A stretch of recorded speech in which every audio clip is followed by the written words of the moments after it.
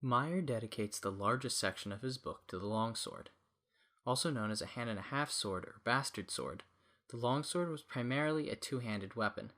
It was characterized by a long hilt, which was typically between 7 and 14 inches, attached to a blade of approximately 3 feet. Its earliest known use was around the mid-13th century. These early longswords had somewhat longer and broader blades that were designed primarily for cutting. They also had shorter hilts that were between 6 and 9 inches long. The development of plate armor in the 14th century drastically changed how swords were used.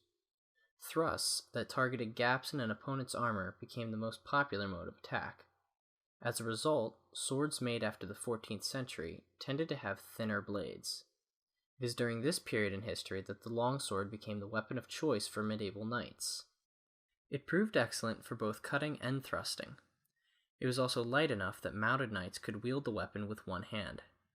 Additionally, an arbor knight could move one or both of his hands onto the blade of the sword to make a very precise thrust or strike a powerful concussive blow. While its versatility and effectiveness made the longsword popular all across Europe, it was in Germany that the weapon was most celebrated. The longsword became the core of the German martial arts tradition. It was the first weapon that any German student was to master, and its principles were applied to combat with every other type of weapon. In his introduction to the longsword, Meyer writes, "It is obvious that combat with the longsword is not only an origin and source of all other combat, but it is also the most artful and manliest above all other weapons." Despite the high regard that Meyer and other Germans had for the weapon, the longsword was falling into disuse in the mid-16th century. By the time Meyer wrote The Art of Combat, it seems that the longsword was primarily a flexible fencing weapon used in unarmored combat. This fencing variation of the longsword can be broken down into two parts, the blade and the hilt. The hilt is comprised of the pommel, the haft, and the crossguard. The blade is divided into 5 sections: the point, the foible, the mid part, the forte, and the shield. Meyer also distinguishes between the 2 edges of the sword. The long edge is the front of the sword and is in line with the swordsman's knuckles. The opposite, or reverse side, is the short edge.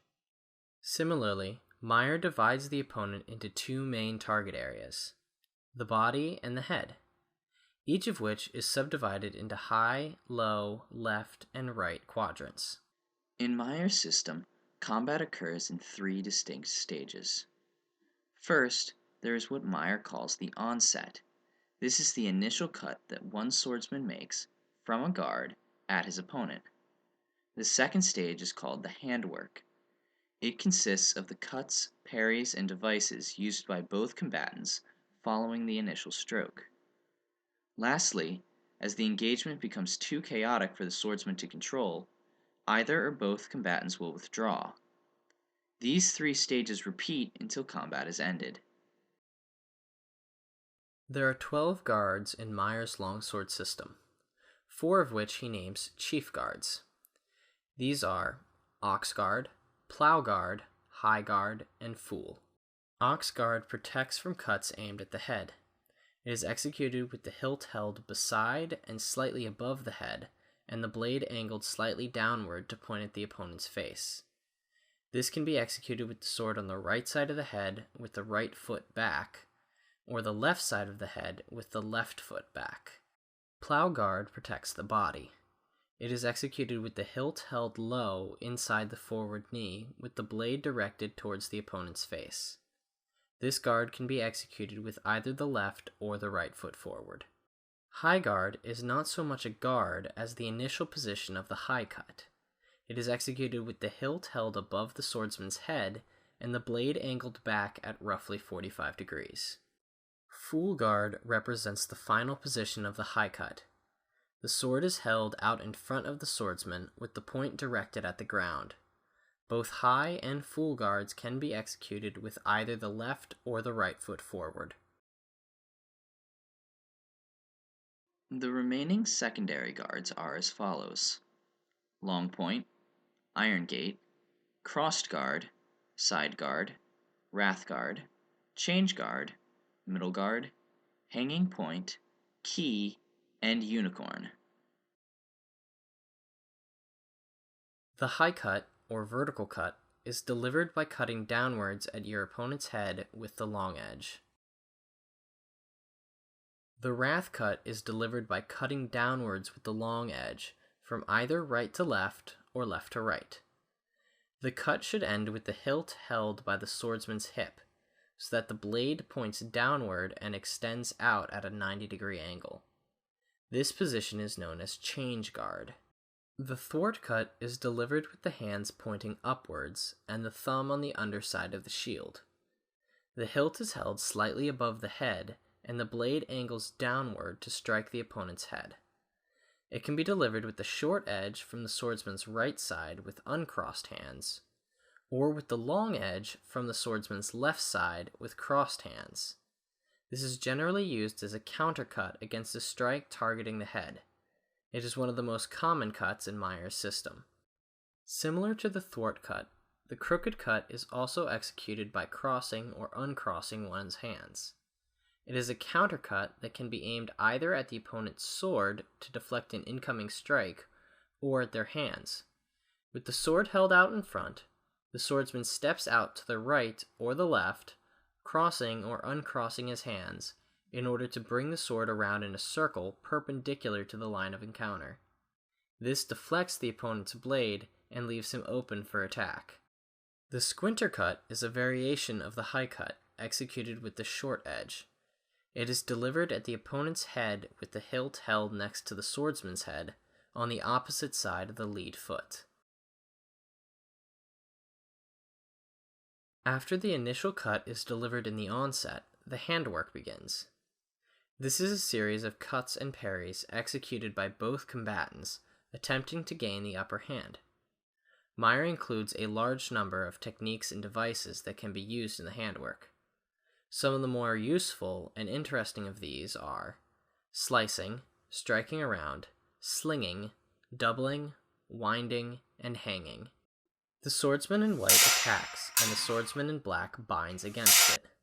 As black feels white pull away from the bind, he pursues to press the long edge of the forte against his arms. He then draws the blade back in a slicing motion. The swordsman in black cuts at white's ear. The swordsman in white parries. Black then steps out to the left and strikes around to the opposite side of white's head. Slinging can be used to strike an opponent who is out of range or retreating. If executed properly, a swordsman can generate enough whip to bend the blade around an opponent's guard, striking the head. Here, the swordsman in black pulls his sword back to the right. He then steps forward with his right foot and whips his sword around at the white swordsman's head. The swordsman in black aims a cut at the swordsman in white's left ear. White parries. On contact, black steps to the left and pushes the pommel under his right arm to direct a cut at white's opposite ear with the short edge.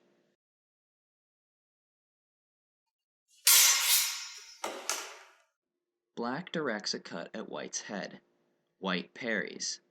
Black then moves as if to cut at the opposite side of white's head. As white moves to parry black, black brings his blade back around to strike at the now unguarded side of white's head.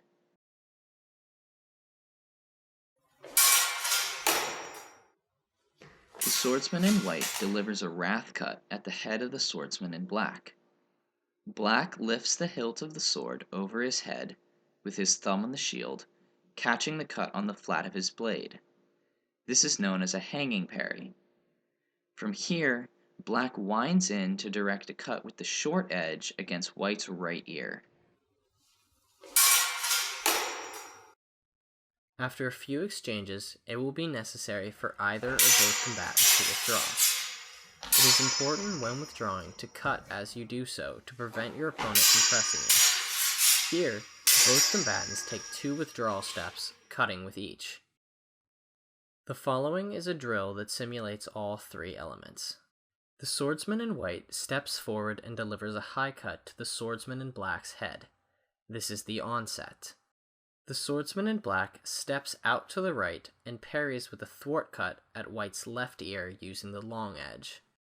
Seeing the danger, White redirects his cut to parry Black's thwart.